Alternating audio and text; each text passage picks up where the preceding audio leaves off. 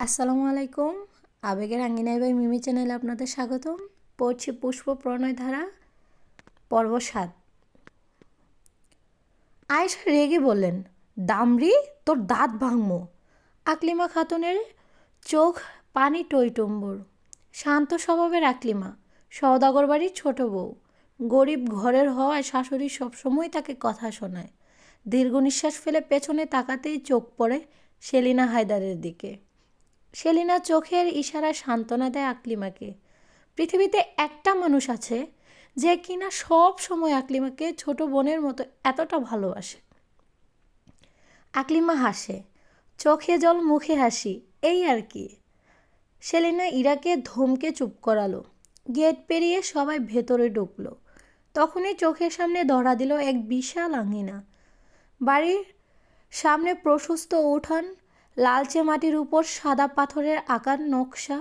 উঠানের দুপাশে সারি সারি নারকেল আর সুপারি গাছ। বাতাসে পাতার মৃদু শব্দে পরিবেশটা আরও প্রাণবন্ত হয়ে উঠেছে। বাড়িটার গায়ে পুরনো দিনের ছাপ, কিন্তু আভিজাত্যে ভরা। বারান্দার বিশাল বিশাল মোটা পিলারের উপর দাঁড়ানো, দুতলা রেলিংয়ে লোহার নকশা খোদাই করা, যেন জমিদারি আমলের কারুকাজ। ছাদের কিনারা থেকে চলেছে রঙিন লণ্ঠন, বিকেলের আলোয় টুকটুক করে ঝলমল করছে। দরজার মাথার উপরে কাঠে খোদাই করা আরবিক ক্যালিগ্রাফি আর ফলের নকশা মিলেমিশে জমকালো লাগছে।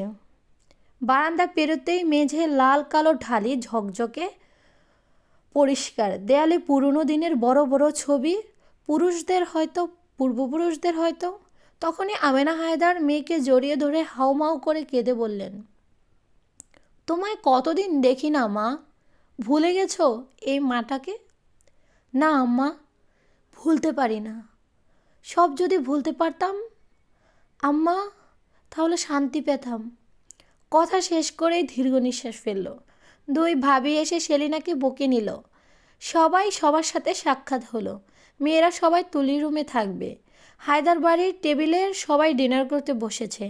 অর্ণব, ইশাত, ফারহান 9টার দিকে এসে পৌঁছেছে। ইশাত জিজ্ঞেস করে, ইরা কই? তোর বোন সারা বাড়ি দৌড়াদৌড়ি করে এখন না খেয়ে ঘুমিয়ে পড়েছে। ইশাত আর কিছু বলল না, কারণ ইরা প্রায় এরকম করে। ফারহান মীরাকে বলল, এই চশমিশ, একটু মাংসর বাটিটা দাও তো। মীরা মুখ বাঁকিয়ে বলল, এ কেমন ডাক? আমার নাম অথৈ নৌরিন, মীরা সওদাগর। ফারহান বলল, আর নাম ছিল না? তাহলে নামটা সামান্য বড় হতো। মীরা রেগে বলল, যার যা লাগবে সে সেটা নিয়ে নিক। ফারহান 2 হাত তুলে দোয়া ধরল, হে আল্লাহ, মানুষের নামের সাথে সাথে মানুষের মনটাকেও বড় করে দাও। সবাই বলুন আমিন। রিমি হাসতে হাসতে লুটোপুটি খাচ্ছে। সবাই বিয়ের নানান কথা নিয়ে আলোচনা শুরু করে। ভোর সকাল, গ্রামে হালকা কুয়াশা, বাতাসে আর্দ্রতা আর পাখির ডাক ভোরের সঙ্গীত হয়ে বেজে যাচ্ছে। হায়দার বাড়ির বাগানে ধীরে ধীরে আলো ভরে উঠেছে। পদ্ম ফুলের কাছে বেজা ডোবা। ইরা ভোরে উঠেই হায়দার বাড়ির চারপাশ কয়েক ঘোর দিয়েছে আর নানান রকম দুষ্টুমি করছে। অর্ণব বেলকনিতে দাঁড়িয়ে চুপচাপ সব দেখছে। এত প্রাণ, এত উচ্ছলতা, কতটা সুন্দর। অর্ণব আর ফারহান একসাথে বাড়ির চারপাশে জগিং করছে। ফারহান আসতেই অর্ণব মুখটা ফ্যাকাশে হয়ে গেল। ডুবার পানি কেমন নড়ছে। অর্ণব ইরাককে এখানেই দেখেছিল। এক দৌড়ে ডুবায় লাফ দিল। ইরাকে টেনে তুলতেই ইরা ধাক্কা দিয়ে সরিয়ে যেই না কিছু বলবে, তখনই চোখ পড়ে একজোড়া রক্তবর্ণ আখিতে। চুল থেকে টুপটুপ করে পানি ঝরছে। অর্ণব রেগে বলল, এই মেয়ে, what's your problem? Shut the hell up before lose my control. Ira ভীত কণ্ঠে বলল, দূর বাল, সরি ভাইয়া, আমি আবার কী করলাম? শুধু আমার নুপুরটা পড়ে গিয়েছিল, তাই তো খুঁজছিলাম। আমি কিছু নষ্ট করিনি। বলতে বলতে কেঁদে একাকার। তুই আবার কাঁদছিস? কিছু হতে না হতে কান্নাকাটি করস? এটা কোন ধরনের স্বভাব? Stop, stop crying, I said stop crying. Farhan অবাক চোখে তাকিয়ে আছে। সে কিছুই বুঝতে পারছে না। এত রাগার কি আছে? Stop bro. ও খুব ভয় পাচ্ছে মনে হয়। ইরা রেগে বলল, আপনি এতক্ষণ গাদার মতো দাঁড়িয়েছিলেন? এতক্ষণ কি ড্রামা সিনটা এনজয় করছিলেন? দুর্বল, ভাল লাগে না। শুধু শুধু সবাই আমাকে কথা শোনায়। আমার হাতটা ছাড়লে আমি রুমে যাই ভাইয়া। অর্ণব ভাবল, সে কি বেশি বেশি করে ফেললো? কিন্তু এই মেয়ে কি জানে এত ভয় আমি কোনোদিনও পাই নাই? ইরা ডোবা থেকে উঠে বলল, এই গাধা! ফারহান তাকাতেই ইরা ফিস ফিস করে বলল, এই হিটলারটার সাথে থেকেও আপনি আমার মতো হলেন কিভাবে? ফারহান কিছুক্ষণ হা হয়ে তাকিয়ে তারপর নিজের কপালটা ইশারা করে দেখালো। অর্ণব এসে বসল ডোবার পাশে। ফারহান বিচক্ষণতার সাথে অর্ণবকে বলল, দোস্ত, আমি যা ভাবছি তা কি সত্যি? অর্ণব ঘাড় বাঁকিয়ে তাকালো ফারহানের পানে। ফারহান বলল, ঘরে ছিল সোনার চেন, আর তুই আমায় সারা দেশ ঘুরিয়ে মারছ। আমি নিজেই জানতাম না। ঈশাদকে আনতে চাষারে গিয়েছিলাম, ওই দিনই দেখেছি এই উড়ালচণ্ডীকে। ফারহান অর্ণবের দিকে তাকিয়ে অবাক চোখে বলল, ব্রো, তোর মুখে এসব কথা শুনলে আমি গ্রীষ্মকালে পৌষ মাসের আমেজ পাই। ক্লায়েন্টের সাথে মিটিং আছে, সেরে আসি।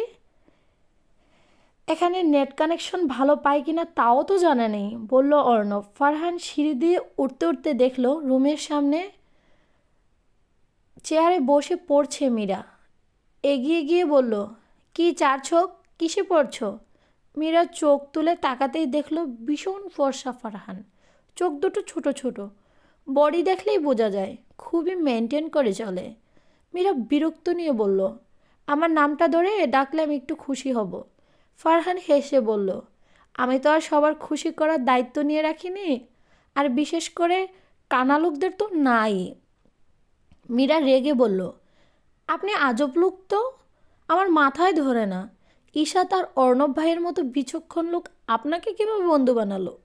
ফারহান বলল, তোমাকে খুব বিউটিফুল লাগছে। You looking like a wow. ফারহানের এরকম কথায় মীরা বেশ অবাক হলো। লোকটা হঠাৎ কী বলা শুরু করেছে? ফারহান বলল, টাটা, তোমার কথা ভেবে দেখব। মীরা হা করে তাকিয়ে আছে ফারহানের যাওয়ার পানে, কিছুই বুঝতে পারছে না। এটা পর্ব ৮ এর পার্ট 1। আজ সন্ধ্যায় রুহি আর ঈশাদের গায়ে হলুদ। বাড়ির উঠান সাজানো হচ্ছে। রুহি ছাদে দাঁড়িয়ে তা দেখছে। পা রাখতে পারছে না, ছাদ রোদে তেতে আছে। রুহি পা বারবার তুলছে, নিয়ন্ত্রণ হারিয়ে পড়বে, তখনই পিছন থেকে বলিষ্ঠ হাত ধরে রেখেছে। পেছন ফিরে তাকাতেই দেখল শ্যামবর্ণ পুরুষকে, যার জন্য রুহি দুনিয়ার সব কিছু অনায়াসে ছেড়ে দিতে পারে। রুহি বলল, ছোট সদাগর ডাকলো কেন আমায়? লোকে তো মন্দ বলবে, বলবে দুদিন সইতে পারে না। ঈশাদ রুহির চোখে তাকিয়েও বলে উঠল, আমায় বলে বলুক লোকে মন্দ, বিরহে তার প্রাণ বাঁচে না। রুহি লজ্জায় মাথা নিচু করে বলল, তা ছোট সদাগর লাজের মাথা খেলো কবে?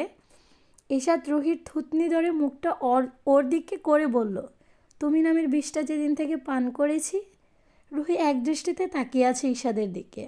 মনে মনে ভাবা যায় এই মানুষটা একান্ত আমার হবে। এটা ভাবতেই তো আমি পৃথিবীর সবচেয়ে সুখের অনুভূতিটা অনুভব করতে পারছি। আচ্ছা, মাঝপথে আমার হাতটা ছেড়ে দেবেন না তো? আমি নামের অস্তিত্ব যতদিন থাকবে, রুহির অস্তিত্ব আমার পাশেই থাকবে।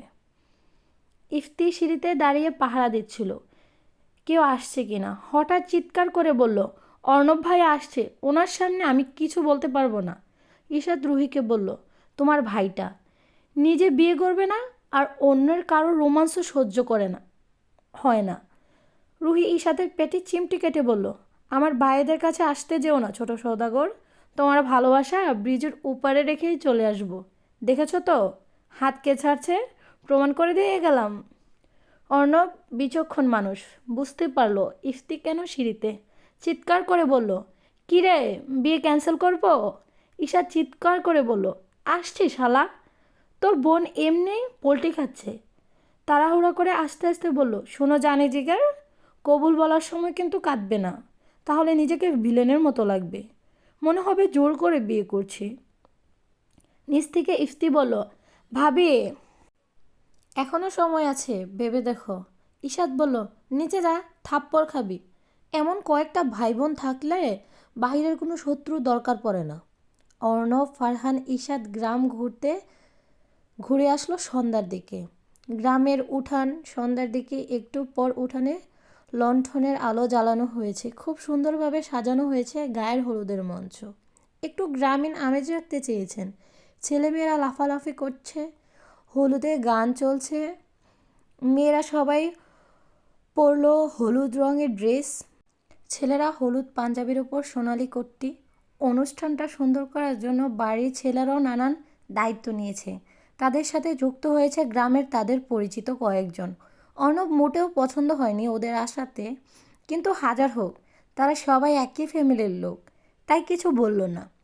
এই ভিড়ের ভেতরও ইরা লাফালাফি বন্ধ হচ্ছে না। ঈশার ডেকে পাশে বসালো ইরাকে। ওর কলিজা টুকরো, ওর একমাত্র বোন। ঈশাদকে সওদাগর বাড়ির মোটামুটি সবাই ভয় পায়। ওর জন্য ইরাকে অনেকেই কিছু বলতে চেয়েও বলতে পারে না। আলী সওদাগরের দুর্বল জায়গা হলো ঈশাদ, তার একমাত্র ছেলে। অর্ণব ইরাকে ডাকলো, এই সরিষা ক্ষেত। ইরা পেছনে ফিরে তাকালো অর্ণবকে মুখ বাঁকিয়ে বলল, আমি মোটেও সরিষা ক্ষেত না। ফারহান বলল, না না ব্রো, আমি তোর সাথে একমত হতে পারছি না। প্লিজ ভাইয়া, আপনি মাঝে কোনো সংলাপ রাখেন না। আপনার সংলাপের কারণে দুনিয়া থেমে থাকবে না। আচ্ছা ভাইয়া, আপনি কি জন্মগতই বোকা নাকি দুনিয়াতে এসে হয়েছেন? বলেই উচ্চ সুরে হাসতে শুরু করলো। অর্ণবের দৃষ্টি ইরাতেই নিবদ্ধ। চুলগুলো এলোমেলো, মুখে শিশু সুলভ হাসি। হঠাৎ করে যেন এক অদৃশ্য ছায়ার মতো আলী সওদাগর সামনে এসে দাঁড়ালো। ঠাস করে এক চড়। মুহূর্তে আনন্দে কোলাহল থমকে গেল, নিস্তব্ধতায় ছেয়ে গেল চারিদিক। ইরার গাল লাল হয়ে গেছে, গালে হাত দিয়ে চোখের জল জমে উঠেছে। চোখ ঝাপসা হতেই টপ করে চোখের জল গড়িয়ে পড়েছে। পড়তে পড়তে আবারও চোখ ভরে উঠেছে। চারপাশের মানুষ অস্থির, তার দিকে তাকিয়ে চারপাশের অস্তিত্ব তার দিকেই তাকিয়ে আছে। আলী সওদাগর বলল, এই মেয়ে, আমার বাড়ির মেয়েদের দৌড়ঝাঁপ করা আমার পছন্দ না। আবার বেহায়াদের মতো করলে আরেকটা থাপ্পড় দিব। বেহায়াপনা একটু কমায়া করো। ঈশা দৌড়ে বুকে জড়িয়ে ধরল। ইরার এখন এটার খুব দরকার ছিল। রাগে কাঁপছে কণ্ঠ। শোনেন আব্বু, সওদাগর বাড়ির মেয়েদের বেহায়াপনা নিষেধ হলে ছেলেদের বুঝি মেয়েদের গায়ে হাত তোলার অনুমতি দেওয়া আছে? তাহলে তো আমি রুহিকে ও বাড়ি নিয়ে যাব না। আলী সওদাগর বললেন, এটা কেমন কথা ঈশাদ? ও কেন যাবে না? ও আমার রতনের বউ। মাথা ঠান্ডা করো বাবা। শোনেন আব্বু, আমরা ছোট মানুষ, আমাদের ভুল থাকতেই পারে।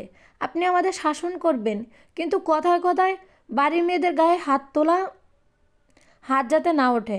আর কোনো দিন ইরার গায়ে হাত তুললে আমি ঈশাদ আমার মা, বউ, বোন নিয়ে এই সওদাগর বাড়ি ছেড়ে চিরকালের জন্য চলে যাব। সেলিনা হায়দার চোখের ইশারাতে ঈশাদকে থামালো। আলী সওদাগরকে শিহাব নিয়ে গেল। শিহাব ইরাকে বলল, তোর জন্য একটা জিনিস আনছি। ইরা কান্না ভেজা কণ্ঠে বলল, আমার কিছু লাগবে না।